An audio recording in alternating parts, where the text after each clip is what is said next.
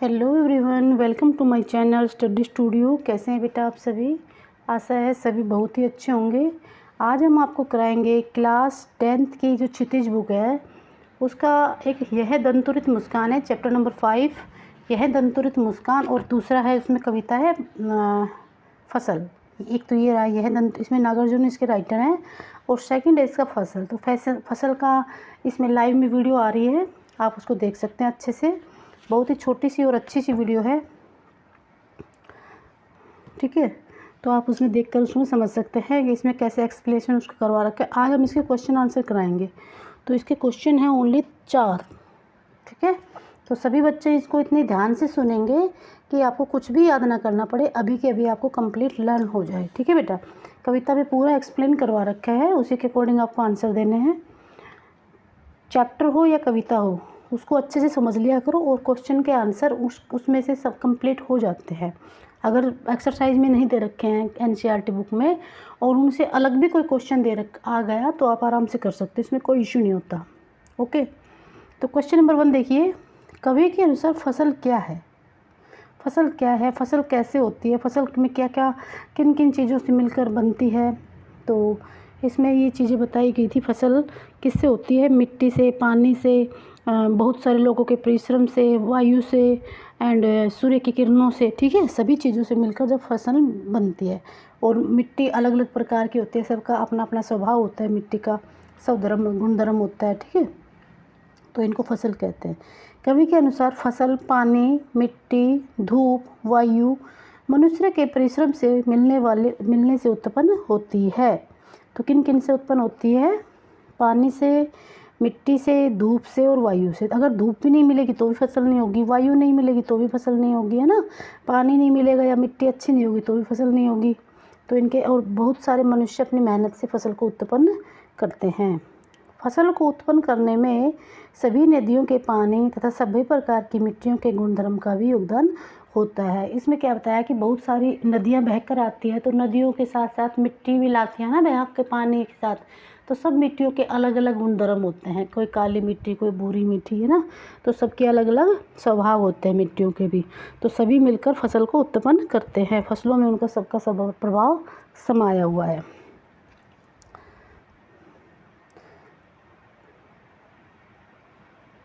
इसके अतिरिक्त किसान और मजदूर का श्रम भी फसलों को उत्पन्न करने में सहायक है।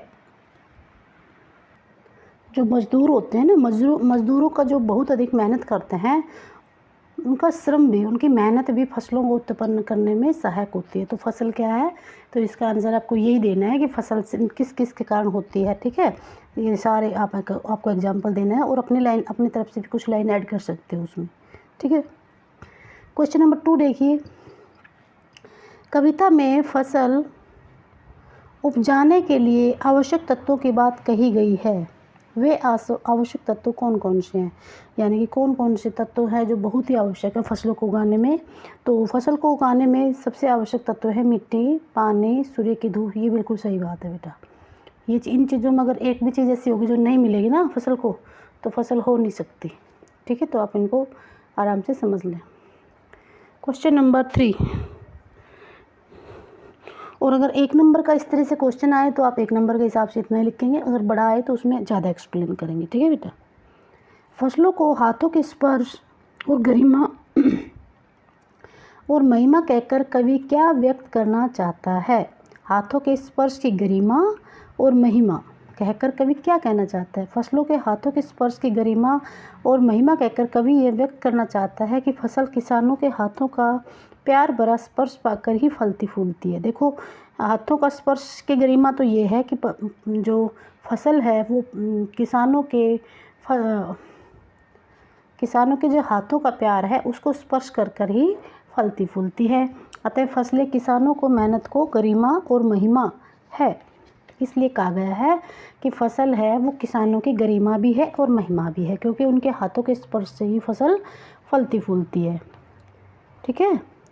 किसानों और मजदूरों के बहाए हुए पसीने से ही फसलें बढ़ती चली जाती हैं। जो किसान हैं और मजदूर हैं वो जब अपना पसीना बहाते हैं तभी फसलें उनको देख देख कर बढ़ती चली जाती हैं।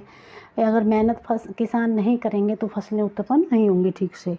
फसलों को उत्पन्न करने में एक नहीं, दो नहीं, लाखों करोड़ों किसानों और मजदूरों का योगदान होता है। तो गरिमा और महिमा का इसमें आपको यही दिखाना है कि फसलों को, किसानों के जो हाथों का जो प्यार स्पर्श है उनको पाकर फसल फलती फूलती है, और किसानों की मेहनत की यही गरिमा और महिमा है।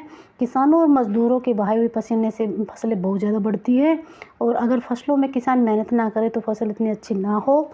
और फसलों को उत्पन्न करने के लिए एक नहीं, बहुत ही लाखों करोड़ों हाथों की मदद की या मजदूरों के योगदान की आवश्यकता होती है। क्वेश्चन नंबर 4 देखिए बेटा, भाव स्पष्ट करिए।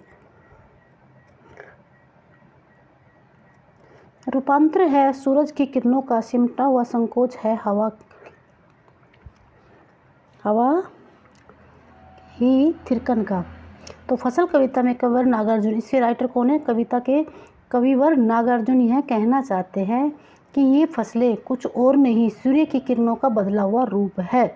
जब सूर्य धूप देता है तो उनका रूप बदल जाता है। जैसे सूर्य किरणें आ रही है ना, तो ये फसलों पे गिरेंगे तो ये फसल अच्छे पक जाएंगे। तो ये सूर्य की किरणों का बदला हुआ रूप है। तो इसको आपको कैसे यूज करना है?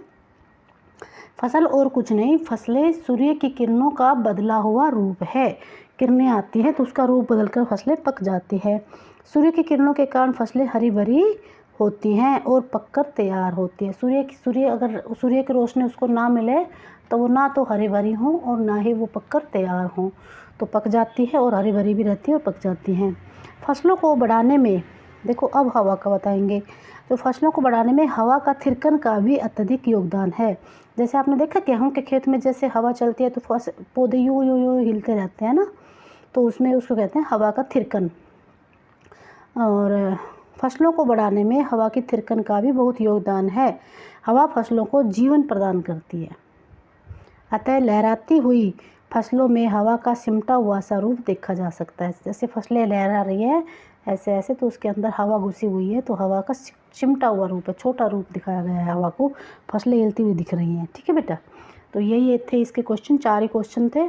आप अपने अनुसार अच्छे से एक्सप्लेन कर सकते हैं, और भी ज़्यादा बड़ा लिख सकते हैं, इससे छोटा तो बिल्कुल नहीं लिखना बेटा। और आप अपनी तरफ से जैसे बुक में पढ़ाया गया है, एक्सप्लेन करवाया गया है, उनसे लाइनें आप बना के लिख सकते हैं। सभी कुछ ठीक होता है, कोई इशू नहीं है। और जो कोई वर्ड आए, डिफ़िकल्ट वर्ड आए, उनको भी आप एक्सप्लेन में अच्छे से दिखा सकते हैं। ठीक है, यही क्वेश्चन थे बेटा। अगर आपको वीडियो अच्छी लग रही है तो लाइक एंड सब्सक्राइब कीजिए। थैंक यू बेटा।